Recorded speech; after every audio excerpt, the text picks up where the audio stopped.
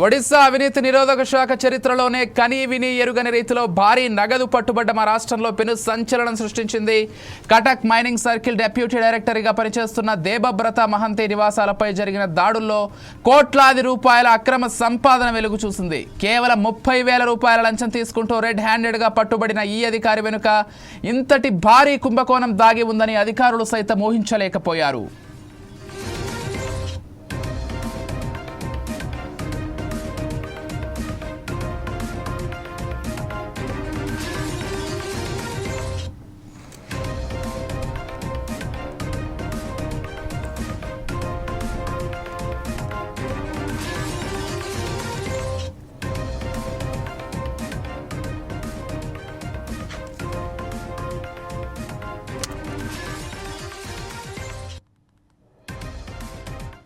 ఒక కాంట్రాక్టర్కు సంబంధించిన ఫైళ్లను క్లియర్ చేసేందుకు దేబబ్రత మహంతి 30,000 లంచం డిమాండ్ చేశారు.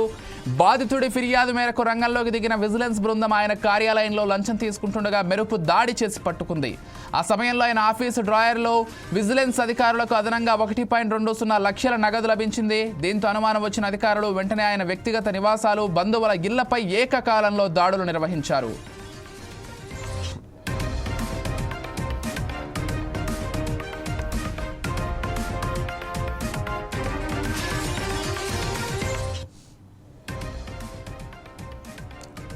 భువనేశ్వర్లో అయిన విలాసవంతమైన ఫ్లాట్లో సోదాలు నిర్వహించిన అధికారులకు మైండ్ బ్లాంక్ అయ్యే దృశ్యాలు కనిపించాయి.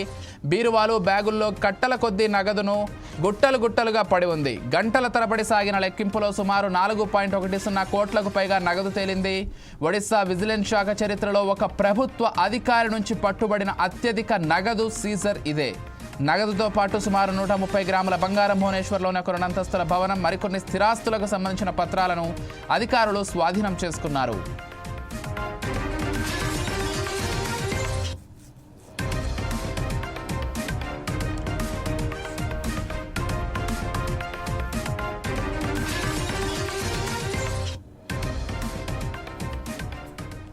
ప్రస్తుతం సమగ్ర విచారణ కొనసాగుతోంది. ఒక మైనింగ్ శాఖ అధికారి వద్ద ఇంత పెద్ద మొత్తంలో నగదు దొరకడం వెనుక పెద్ద ఎత్తున అక్రమ మైనింగ్ మాఫియా ప్రమేయం ఉందా అనే కోణంలో పోలీసులు దర్యాప్తు చేస్తున్నారు. దేబబ్రత మహంతిని అరెస్ట్ చేసిన విజిలెన్స్ కోర్టులో హాజరుపరిచింది. ఈ ఉదంతం ఒడిశా అధికార వర్గాల్లో తీవ్ర కలకలం రేపడమే కాకుండా అవినీతి ఏ స్థాయిలో వేళ్లునుకుపోయిందో మరోసారి నిరూపించింది.